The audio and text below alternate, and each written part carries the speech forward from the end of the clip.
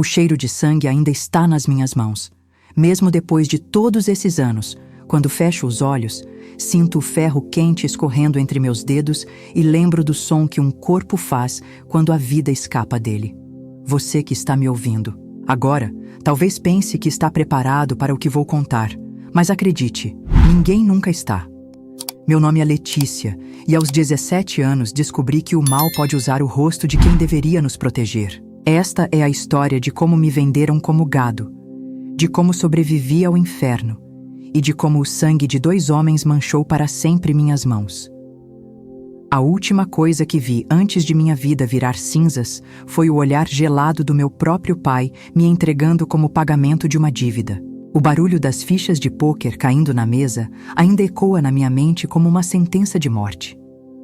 Naquela noite maldita de dezembro, quando o calor sufocante de Santos misturava suor e desespero no ar, eu não sabia que estava vivendo meus últimos momentos como uma pessoa livre. Se você está aqui comigo agora, dividindo essa dor, significa que não estou mais sozinha nessa história, e isso me dá forças para continuar. Cresci numa casa onde o silêncio era sobrevivência, e onde aprender a ser invisível era questão de vida ou morte. Meu pai, Sebastião, era dono de um ferro velho na periferia de Santos, mas seu verdadeiro negócio era apostas ilegais e empréstimos a juros que sugavam a alma das pessoas.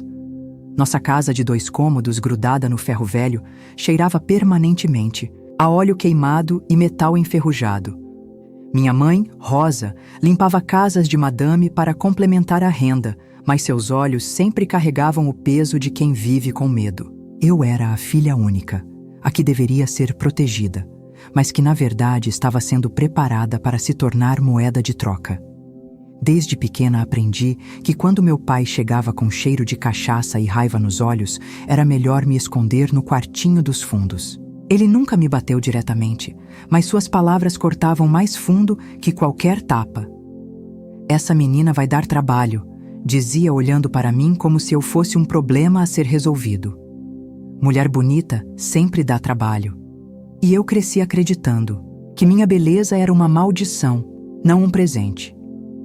Se você tem uma filha, olhe para ela agora e jure que nunca deixará ninguém fazer com ela o que fizeram comigo.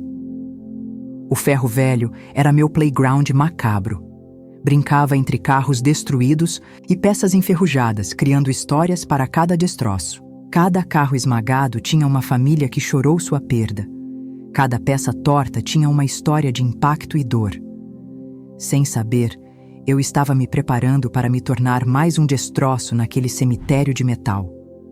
À noite, quando o ferro velho ficava assombrado pelo vento batendo nas chapas soltas, eu ouvia conversas dos homens que vinham fazer negócio com meu pai. Falavam de números, de dívidas, de pessoas que desapareciam quando não pagavam o que deviam. Eu achava que eram só conversas de adulto, mas estava ouvindo meu próprio futuro sendo planejado. A escola era meu único escape. Caminhava 2 horas por dia para chegar na única escola pública que me aceitou, passando por becos que cheiravam a esgoto e desespero. Minhas professoras diziam que eu tinha futuro, que poderia estudar medicina ou direito, que minha redação sobre sonhos tinha ganhado o 1º lugar no concurso municipal. Mas sonhos são luxo para quem tem liberdade, e liberdade era algo que eu não sabia que estava prestes a perder para sempre. Se você está estudando agora, valorize cada página, cada lição, porque educação é a única arma que ninguém pode arrancar de você, mesmo quando arrancam tudo o mais. Minha mãe tentava me proteger à sua maneira. Às quintas-feiras, quando meu pai saía para suas reuniões de negócio, ela me levava para caminhar na praia de Santos. Sentávamos na areia ainda quente do fim da tarde e ela me contava histórias de quando era jovem, de quando sonhava em ser professora, de quando acreditava que o amor podia salvar qualquer um. Filha, dizia segurando minha mão com força, se um dia você tiver que escolher entre sua dignidade e sua vida, escolha a dignidade. A vida sem dignidade não é vida. Eu não entendia essas palavras então, mas elas se tornariam minha bússola nos momentos mais escuros que estavam por vir. No começo de dezembro, percebi que algo estava diferente. Meu pai ficava nervoso, andava pela casa como animal enjaulado, atendia ligações sussurrando palavrões que faziam minha mãe se benzer. Ouvi fragmentos de conversas. Prazo vencido, tem que pagar, não tem mais tempo. Uma noite, acordei com gritos vindos da cozinha. Minha mãe implorava. Meu pai batia, punho na mesa. Ela é bonita.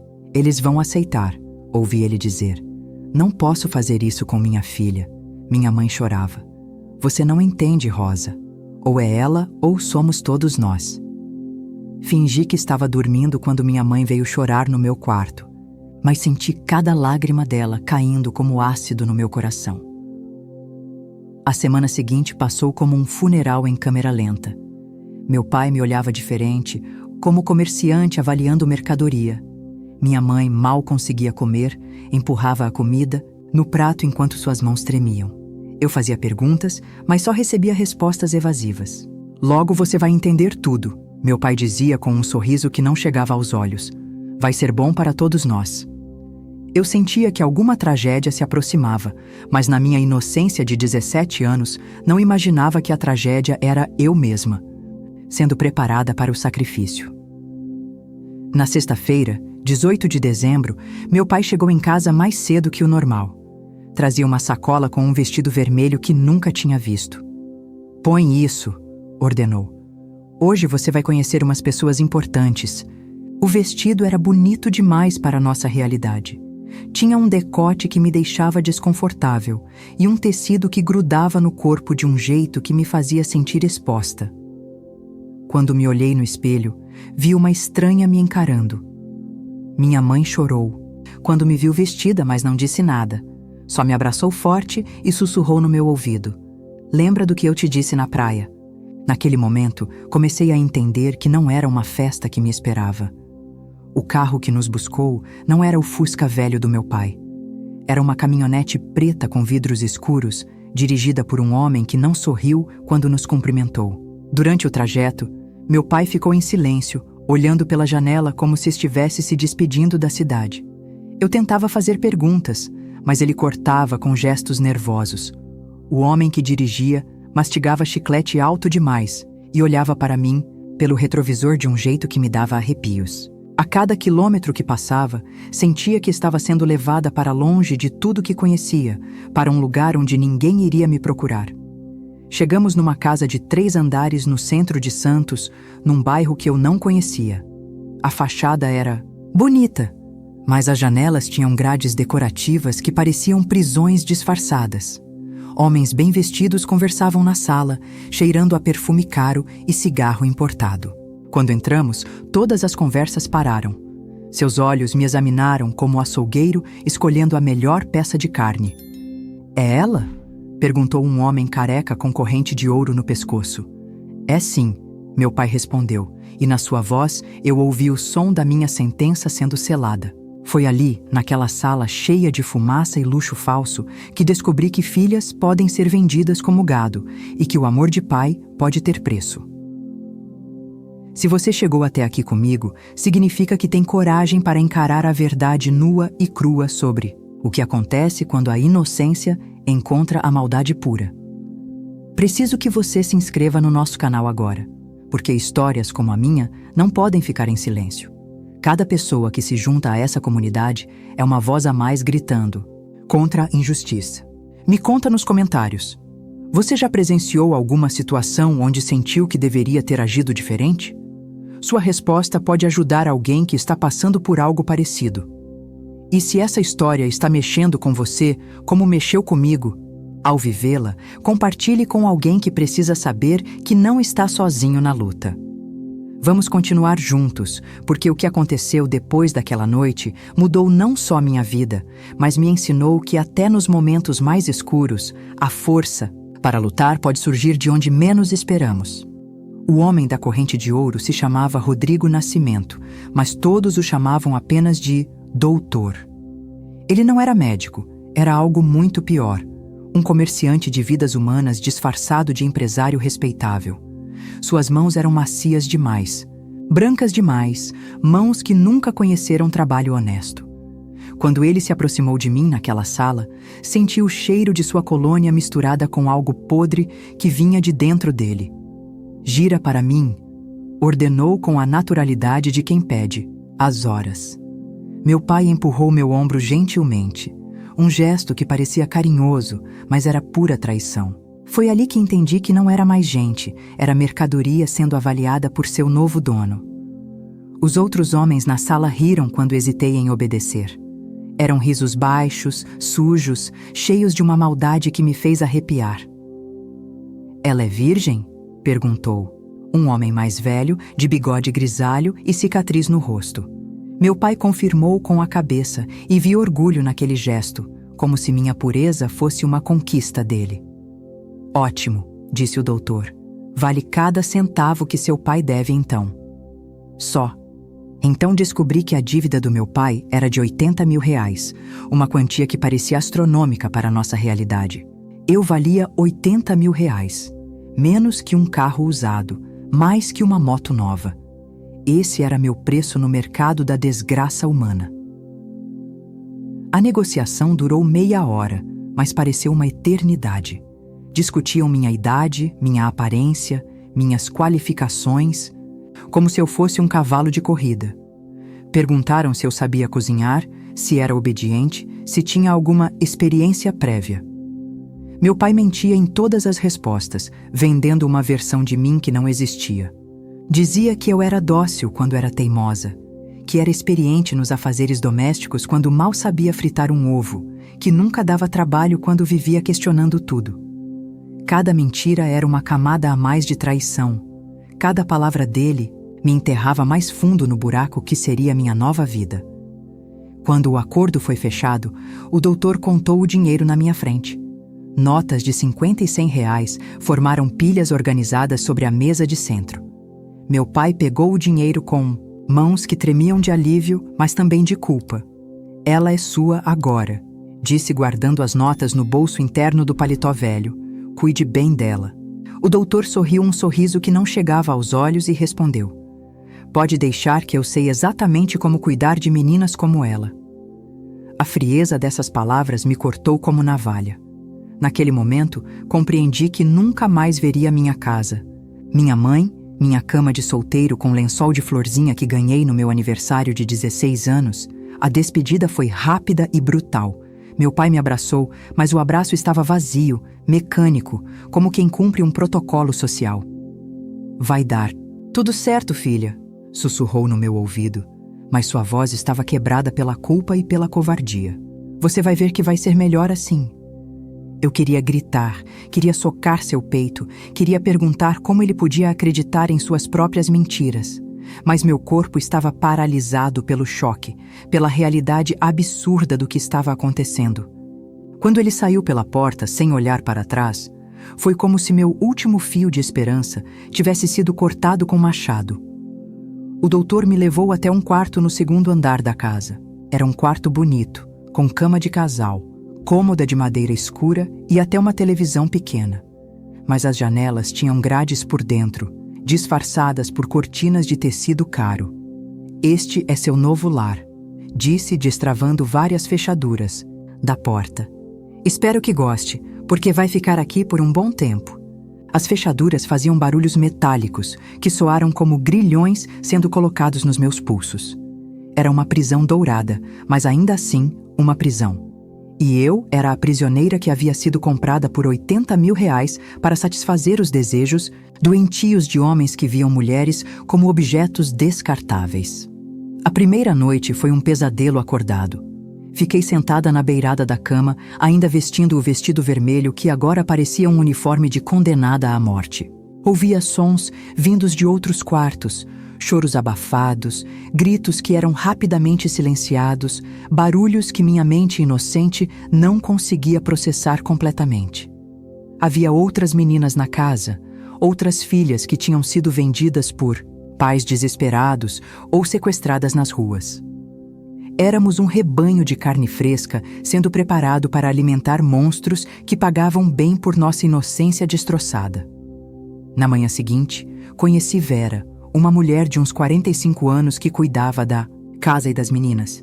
Ela tinha olhos duros, mas não cruéis, e falava com um sotaque do interior que me lembrava minha avó. "Menina", disse, trazendo um prato de comida que eu não conseguia nem cheirar. "Quanto mais rápido você aceitar sua situação, menos vai sofrer." Era um conselho horrível, mas dado com uma gentileza que me confundiu. Vera não era má. Era apenas alguém que havia aprendido a sobreviver num mundo onde a bondade era luxo que custava caro demais. Durante o dia, a casa funcionava como um negócio qualquer.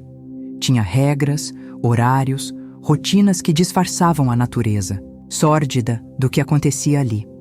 Acordávamos às 6 da manhã, tomávamos banho em grupos de 3, comíamos o café da manhã em silêncio e passávamos o dia nos preparando para a noite. Algumas meninas faziam suas unhas, outras arrumavam o cabelo. Todas nós nos maquiávamos como bonecas sendo preparadas para a vitrine.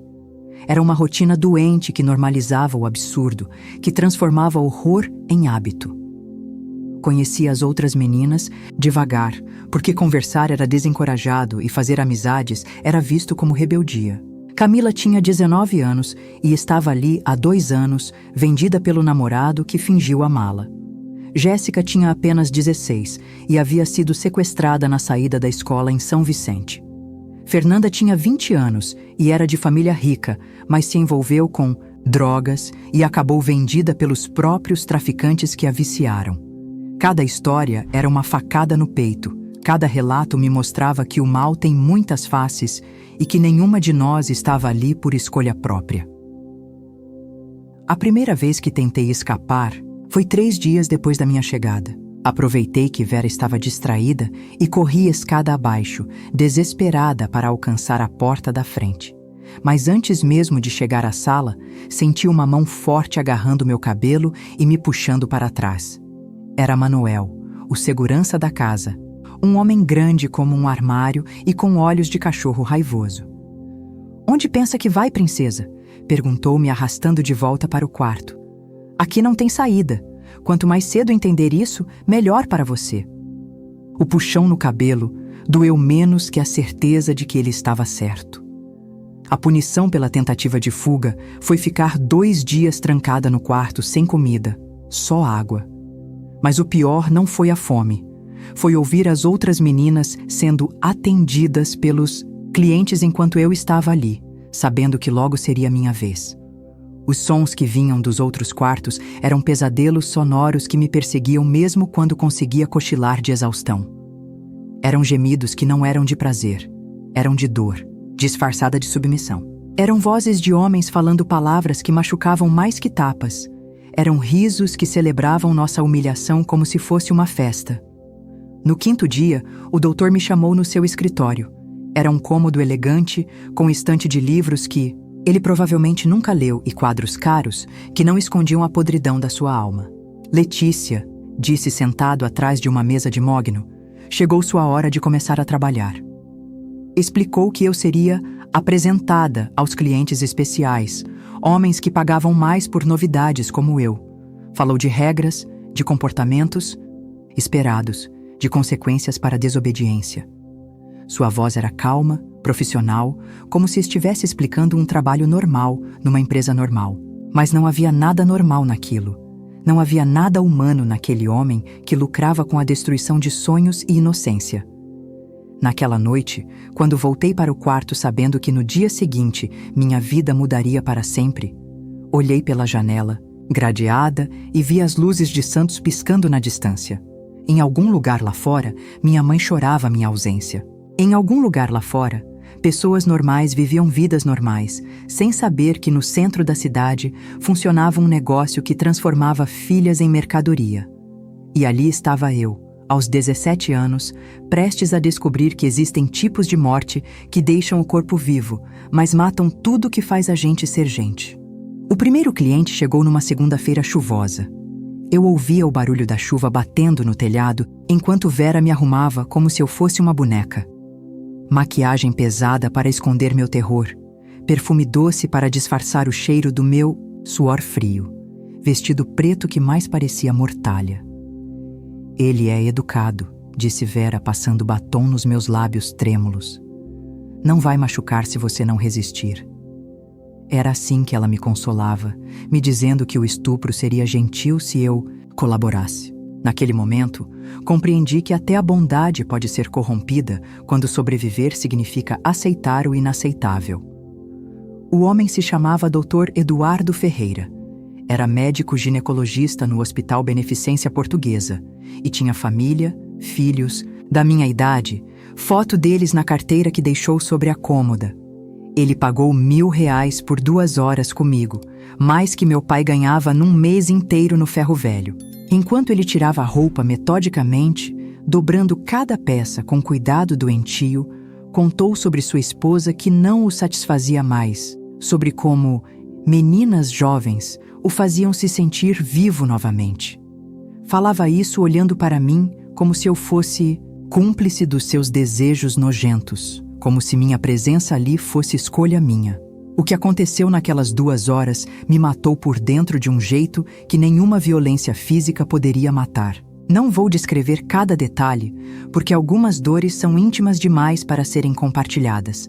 Mas posso dizer que aprendi naquele dia que o corpo humano pode sobreviver a qualquer humilhação, que a mente pode se desconectar da carne quando a realidade se torna insuportável. Flutuei acima do meu próprio corpo, observando de longe uma menina que não era mais eu sendo violentada por um homem que voltaria para casa e jantaria com seus filhos como se nada tivesse acontecido.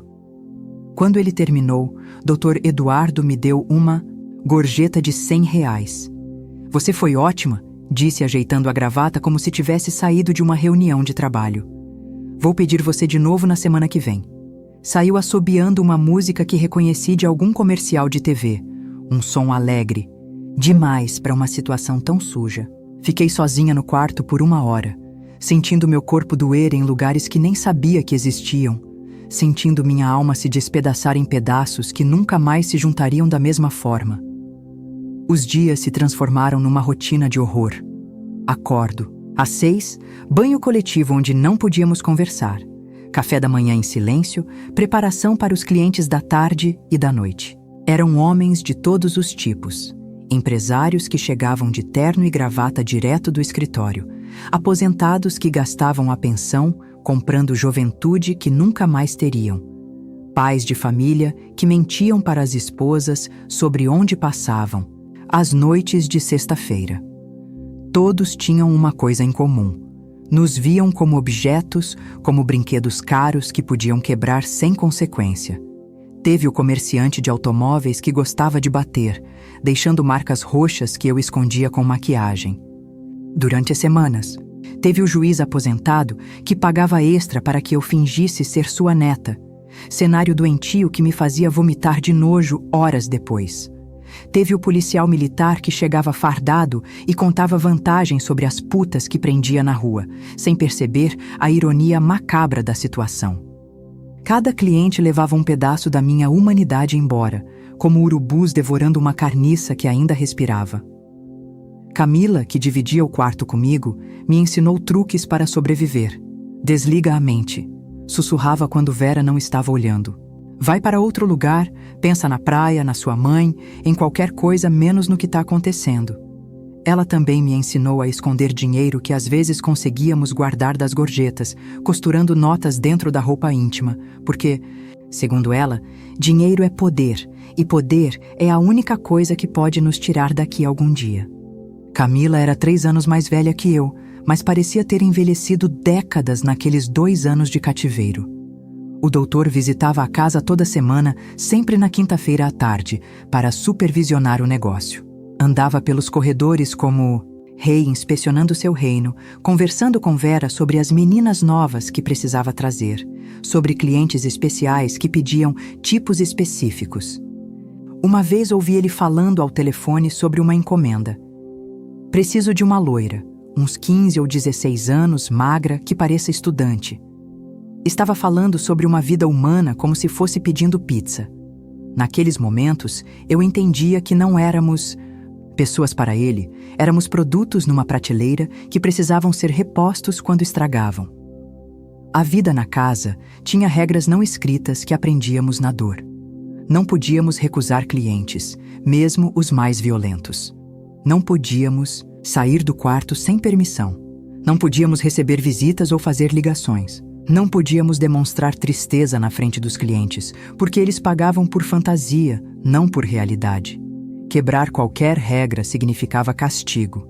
Ficar sem comida, apanhar do Manuel, ou pior, ser vendida para casas de menor categoria, onde o tratamento era ainda mais desumano. As outras meninas eram minha única família naquele inferno. Jéssica chorava todas as noites, mas baixinho para não incomodar os quartos vizinhos. Fernanda havia desistido de chorar há muito tempo e passava os dias olhando para o nada, como se sua alma tivesse viajado para um lugar muito distante. Camila era a mais forte, ou pelo menos a que melhor escondia sua fragilidade. Ela planejava escapes impossíveis, sonhava com vinganças elaboradas, mantinha viva a chama de esperança que o resto de nós já havia perdido. Uma noite, acordei com barulho de discussão vindo do andar de baixo. Eram vozes alteradas, gritos abafados, som de móveis sendo empurrados. Pela janela, vi 2 carros pretos estacionados na frente da casa com homens sérios conversando na calçada. "É batida da polícia", sussurrou Camila, acordando as outras meninas. "Fiquem caladas e deixem a Vera resolver." Mas não era polícia. Eram homens de outro doutor que queriam comprar a casa, que viam o negócio como investimento lucrativo.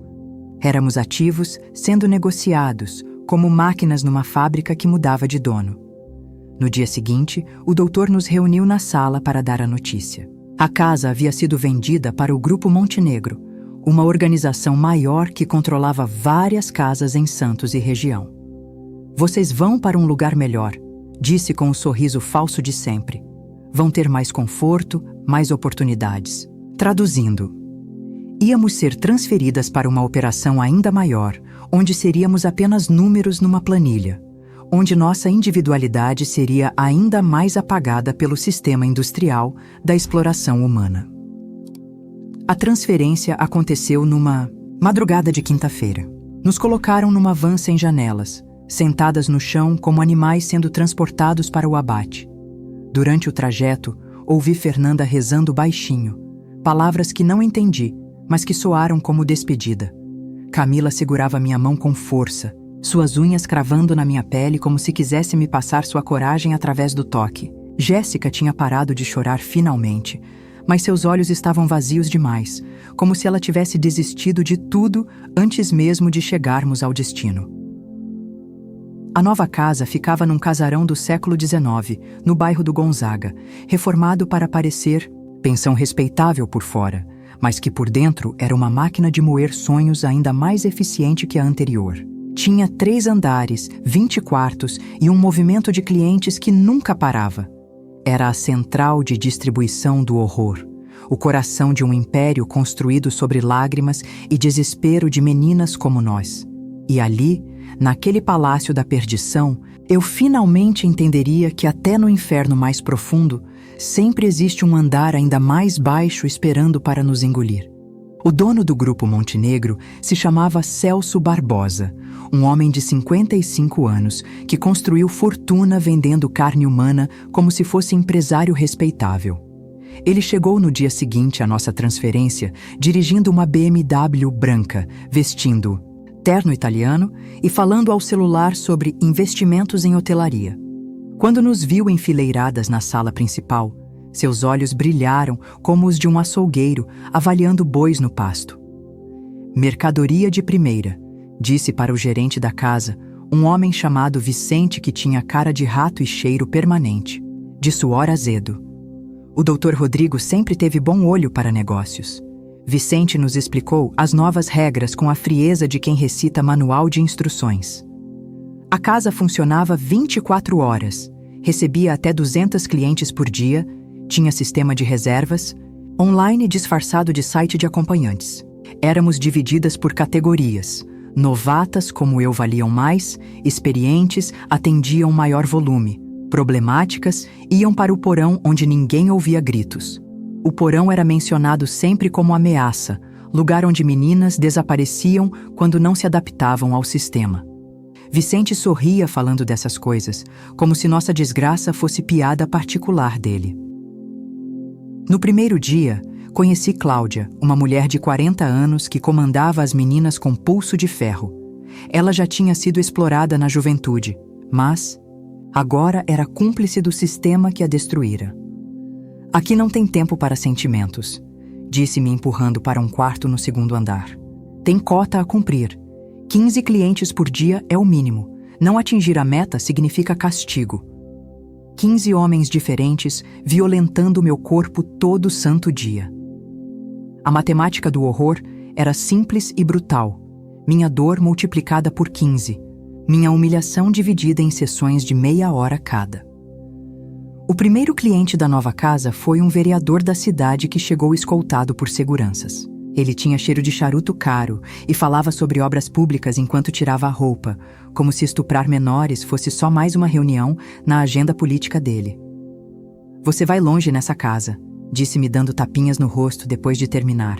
Tem jeito para negócios. Não entendi o que ele quis dizer até descobrir que alguns clientes pagavam extra para formar meninas para fetiches específicos. Eu estava sendo moldada para atender perversões cada vez mais elaboradas. As semanas se arrastavam numa rotina de pesadelo industrializado. Acordar às 5 da manhã, banho rápido em chuveiros coletivos, café da manhã que mais parecia ração, depois fila de clientes até a madrugada. Entre um e outro, tínhamos 5 minutos para nos limpar e nos preparar para o próximo. Não havia tempo para processar o que estava acontecendo, não havia espaço para sentir dor. Era uma máquina que transformava trauma em lucro, que convertia lágrimas em notas de dinheiro que nunca víamos. Camila começou a mudar depois de algumas semanas na casa nova. Os olhos que antes brilhavam com planos de fuga, agora pareciam apagados, resignados. Ela atingia a cota todo dia sem reclamar. Sorria para os clientes mais nojentos, até começou a usar drogas que circulavam secretamente entre as meninas. É o jeito mais fácil de aguentar, disse uma noite, as pupilas dilatadas e a voz arrastada. Se não consegue fugir da realidade, pelo menos consegue esquecer por algumas horas. Ver Camila se entregar daquele jeito foi como assistir minha última esperança morrer. Jéssica teve um destino ainda pior. Uma noite, ela se recusou a atender um cliente que queria machucá-la com objetos cortantes. Vicente a arrastou para o porão pessoalmente, e durante 3 dias ouvimos gritos vindos de lá embaixo. Quando ela voltou, mal conseguia andar e não falava mais. Seus olhos estavam mortos, como se sua alma tivesse sido arrancada com um alicate. A partir daquele dia, ela atendia qualquer cliente sem questionar. Fazia qualquer coisa que pediam, havia se tornado um boneco de carne sem vontade própria. Fernanda encontrou uma saída diferente. Numa madrugada de domingo, a encontraram no banheiro do 3º andar, com os pulsos cortados por estilhaços de espelho. Ela preferiu morrer a continuar vivendo naquele inferno. Vicente ficou furioso não pela morte dela, mas pelo prejuízo financeiro. Mercadoria desperdiçada, resmungou mandando 2 homens levarem o corpo. Agora vamos ter que repor o estoque. Falava de Fernanda como se fosse uma peça de máquina que quebrou, não uma menina de 20 anos que escolheu a morte como única forma de liberdade. Foi depois da morte da Fernanda que comecei a planejar minha própria saída, não pelo suicídio, mas pela violência. Se eles queriam me transformar em animal, eu seria o animal mais perigoso que já viram. Comecei a observar rotinas, a memorizar horários, a identificar pontos fracos no sistema. Vicente tinha mania de contar dinheiro sozinho no escritório todas as terças à noite. Celso visitava a casa uma vez por semana, sempre desarmado. Os seguranças relaxavam depois das 2 da manhã, quando o movimento diminuía. Durante um mês, fingi estar me adaptando ao sistema. Sorria para os clientes, cumpria a cota sem reclamar, até pedi drogas para Cláudia para convencê-la de que estava entrando no clima. Mas por dentro, cada sorriso falso afiava mais minha sede de vingança. Cada submissão forçada alimentava mais minha raiva. Eu estava me transformando numa bomba relógio humana, contando os dias para explodir e levar tudo pelos ares. A oportunidade chegou numa terça-feira chuvosa de julho. Vicente estava sozinho no escritório contando o dinheiro da semana quando fingi passar mal durante um atendimento. Cláudia me liberou mais cedo, acreditando que eu estava tendo crise de abstinência das drogas que nunca usei de verdade. Esperei até as 2 da manhã, quando a casa ficou mais vazia. Peguei um estilete que havia roubado da cozinha semanas antes e me dirigi ao escritório. Meu coração batia como máquina de guerra, mas minha mente estava friamente calculista. Vicente nem levantou os olhos quando entrei. "O que você quer aqui?" perguntou, continuando a contar as notas. "Vim buscar o que é meu", respondi, fechando a porta atrás de mim. Foi só quando ele ouviu a tranca que percebeu o perigo. Quando virou para mim e viu o estilete na minha mão, seus olhos se arregalaram de terror. "Calma aí, menina", disse, se levantando devagar. "Vamos conversar com calma." Mas o tempo de conversa tinha acabado há muito tempo. Era hora de ajustar as contas. "Você sabe quantas vezes fui estuprada desde que cheguei aqui?" Perguntei, me aproximando devagar. 423 vezes. Eu contei cada uma. Vicente tentou correr para a porta, mas eu estava mais próxima da saída. "Sabe quantas vezes chorei pedindo para parar? Sabe quantas vezes implorei por misericórdia?" Minha voz saía gelada, sem emoção, como se estivesse lendo lista de compras. "Agora é sua vez de implorar."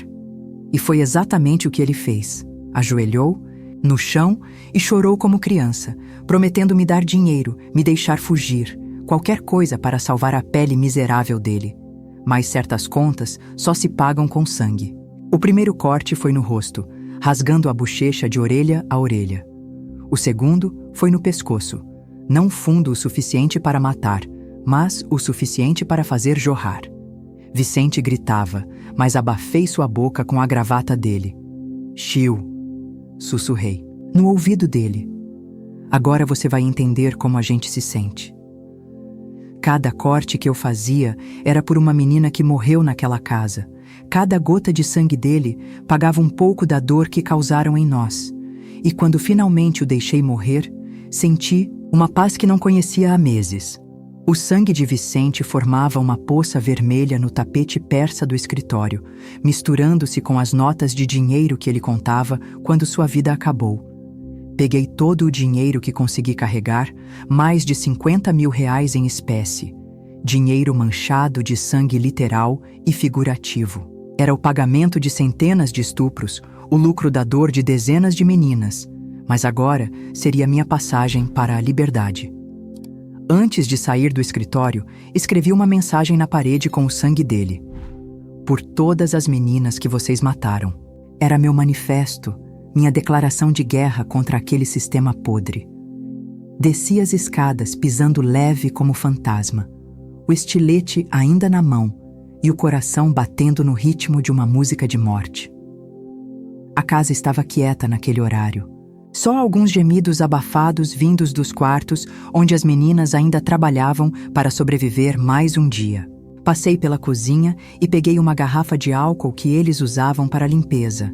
Se eu ia fugir, deixaria aquele lugar em chamas como um último presente para os monstros que lucravam com nossa desgraça. Cada gota de álcool que derramei pelos corredores era uma lágrima que nunca mais seria derramada ali dentro. Camila estava no quarto quando entrei para me despedir. Ela estava drogada demais para entender completamente o que eu falava, mas segurou minha mão quando disse que estava indo embora. "Me leva junto", sussurrou com a voz quebrada pela cocaína e pelo desespero. "Não aguento mais."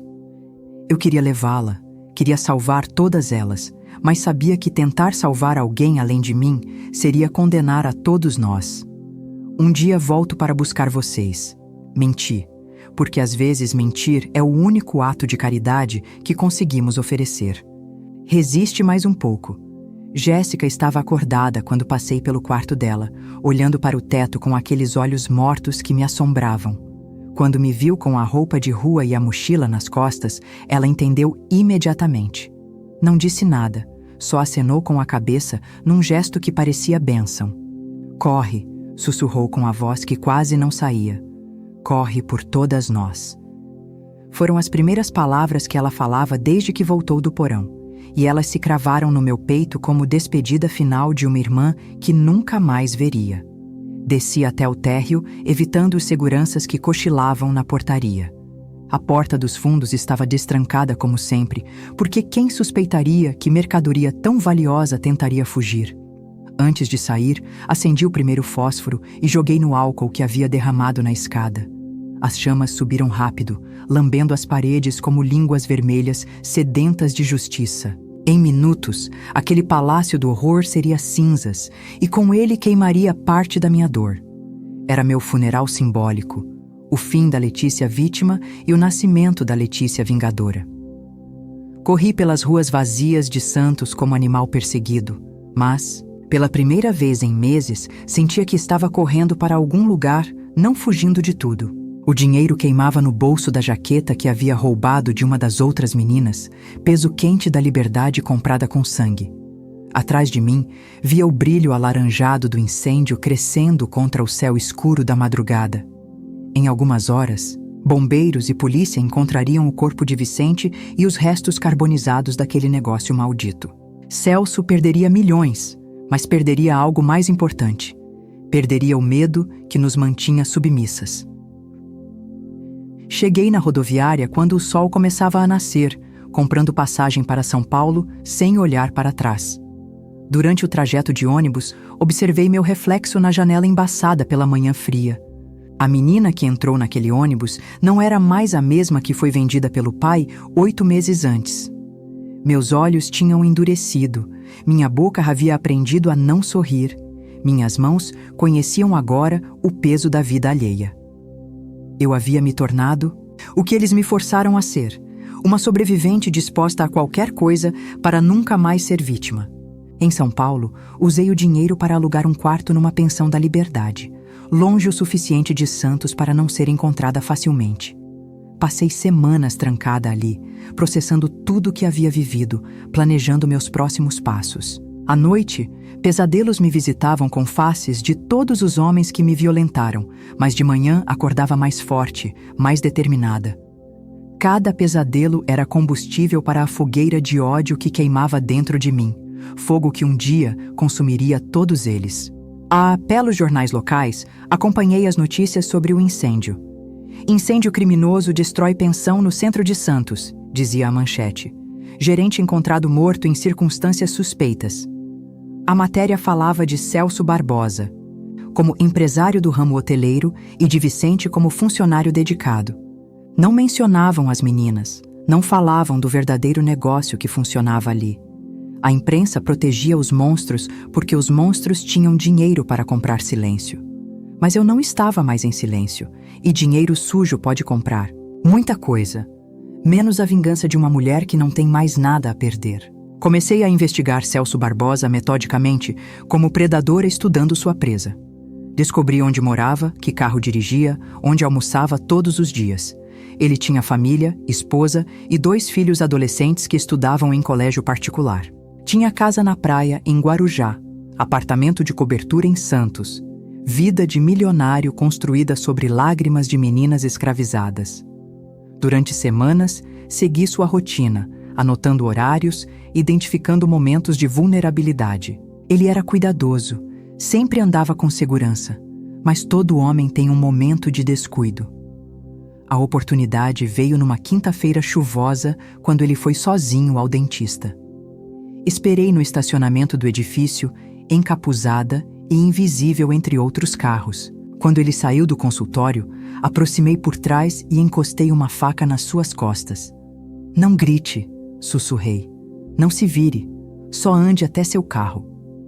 Senti seu corpo tremer quando reconheceu minha voz, quando entendeu que o passado havia voltado para cobrar a conta. "Letícia", sussurrou sem se virar, "você morreu no incêndio." "Morri mesmo", respondi pressionando a lâmina contra sua coluna, "mas voltei do inferno para te buscar." No carro dele, obriguei-o a dirigir até um galpão abandonado na periferia que havia preparado especialmente para nossa conversa final. Durante o trajeto, ele tentou negociar, ofereceu dinheiro, casas, qualquer coisa para salvar a vida. "Tenho família", implorava olhando pelo retrovisor. "Meus filhos vão ficar órfãos." "Todas nós tínhamos família também", respondi sem emoção na voz. Todas nós éramos filhas de alguém.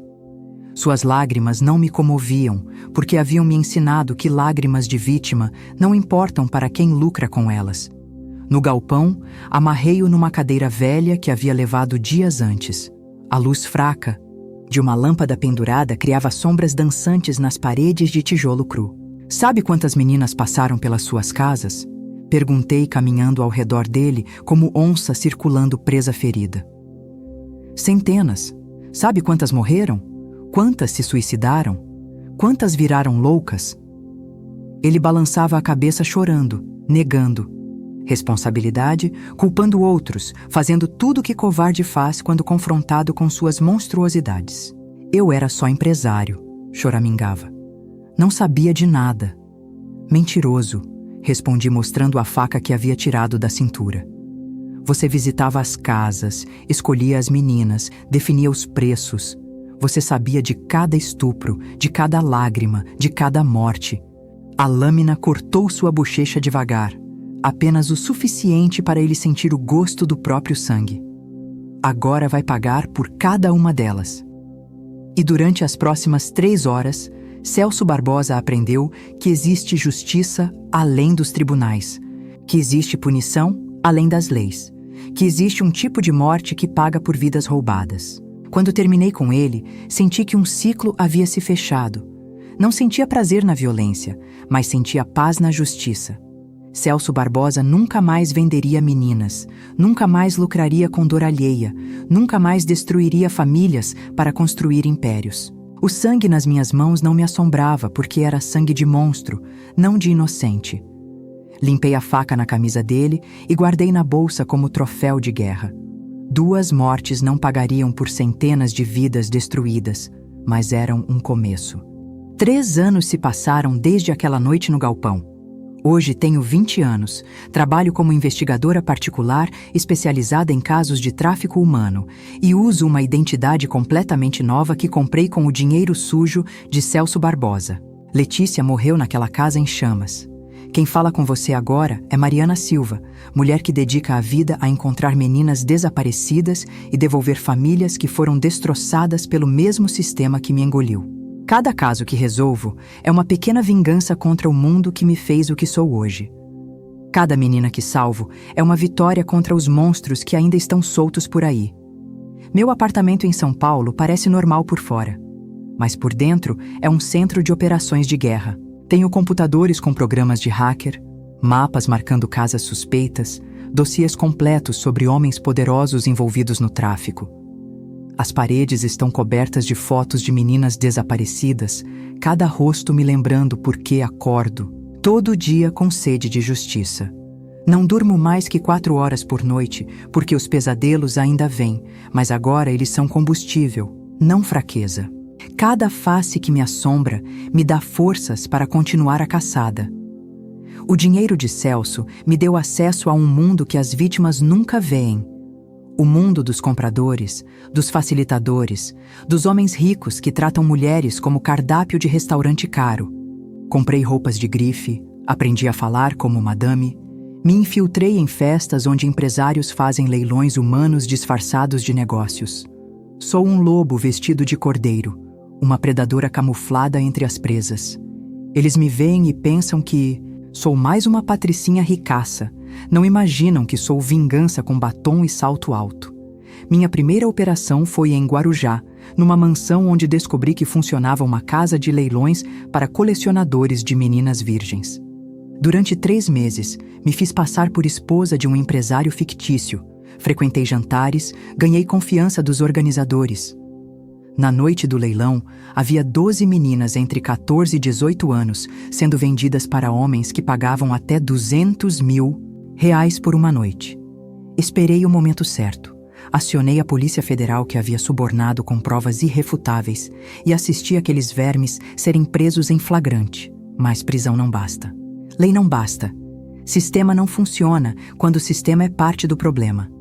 Por isso, alguns dos homens daquela mansão sofreram acidentes nas semanas seguintes. O juiz que sempre absolvia traficantes morreu num assalto que nunca foi solucionado. O delegado que vendia proteção para casas de exploração se afogou numa pescaria sozinho. O empresário que bancava os leilões teve um derrame bem na hora que estava comendo a sobremesa num restaurante 5 stars. Coincidências acontecem quando a justiça divina resolve agir. Em 2 anos, desmantelei 7 redes de tráfico e salvei mais de 50 meninas. Algumas consegui devolver para as famílias, outras ajudei a reconstruir suas vidas longe de quem as machucou. Criei uma fundação falsa que oferece tratamento psicológico e suporte financeiro para sobreviventes. O dinheiro vem dos próprios. Criminosos que roubo durante as operações. É uma reciclagem poética usar dinheiro do mal para financiar o bem. Cada real que tiro deles vira comida, remédio, terapia para suas vítimas. Mas a caçada mais importante ainda estava por vir. Durante meses, investiguei uma rede que tinha ramificações internacionais, que vendia meninas brasileiras para países do Oriente Médio e Europa. O cérebro da operação era um homem chamado Antônio Silveira, conhecido nos círculos criminosos como o Corretor. Ele tinha contatos na polícia, no judiciário, até no governo federal. Era intocável pela lei, mas não por mim.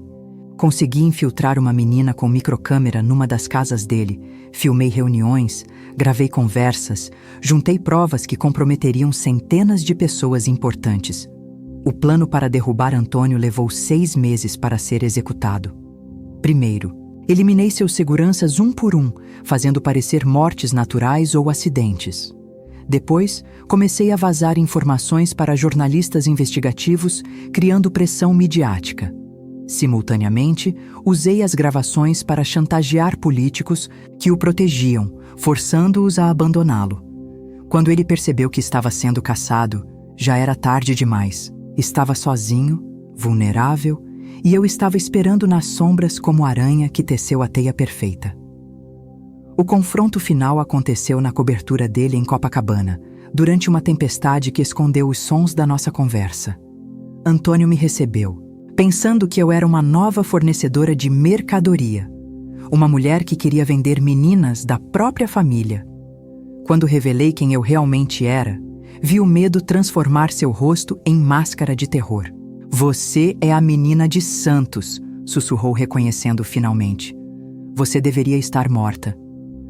"Estou morta", respondi mostrando a faca. "Mas mortos têm uma vantagem: não sentem remorso."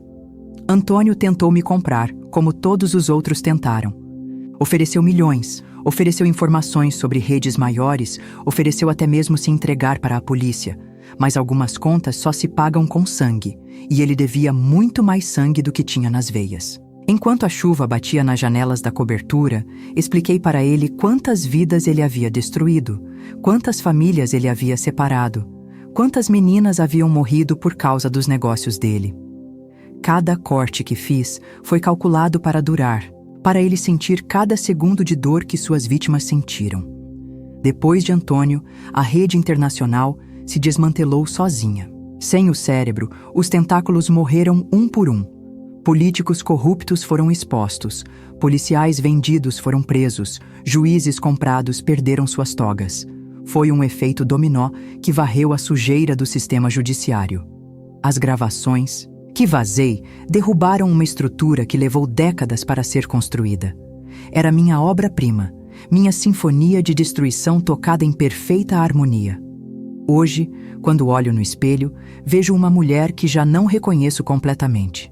Meus olhos têm uma frieza que assusta, minhas mãos conhecem o peso da vida e da morte. Minha alma carrega cicatrizes que nunca vão sarar. Mas também vejo uma justiceira, uma protetora, alguém que se tornou o pesadelo de quem explora os vulneráveis. Não sou mais vítima, sou a tempestade que varre os predadores. Sou o medo que eles sentem quando fecham os olhos à noite. A cada dia, meu telefone toca com famílias desesperadas procurando filhas desaparecidas. A cada semana, descubro uma nova rede, um novo monstro, uma nova operação que precisa ser destruída. O trabalho nunca termina porque o mal se reproduz como vírus, mas eu aprendi a ser antibiótico humano. Para cada menina que salvo, sei que há outras 10 que não consegui alcançar a tempo. Para cada criminoso que elimino, sei que outros 2 surgem para ocupar o lugar dele. Mas não desisto, porque desistir seria trair todas as Letícias que ainda estão presas em quartos escuros, esperando que alguém as salve. Se você chegou até o final da minha história, significa que tem estômago para a verdade e coração para a justiça. Inscreva-se no nosso canal agora, porque histórias como esta precisam ser contadas para que nunca sejam esquecidas. Compartilhe este vídeo com pessoas que você ama, porque conhecimento é a primeira linha de defesa contra predadores. Me conte, nos comentários, se esta história mudou alguma coisa na sua visão de mundo, se te fez enxergar sinais que antes ignorava, se te inspirou a agir diferente quando presenciar injustiça. Sua resposta pode salvar uma vida, pode alertar uma família, pode fazer a diferença na história de alguém que precisa de ajuda. Esta comunidade é nossa arma contra o silêncio que protege criminosos. Juntos, somos mais fortes que qualquer rede de exploração. Juntos, somos a voz de quem não pode falar. E lembre-se, se um dia você ou alguém que conhece precisar de ajuda, existem pessoas como eu lutando nas sombras. Nunca desistam, porque enquanto houver monstros no mundo, haverá caçadores de monstros prontos para enfrentá-los. Esta é minha promessa para você que me ouviu até aqui. Esta é minha guerra eterna contra o mal que destruiu minha inocência, mas não quebrou minha vontade de lutar.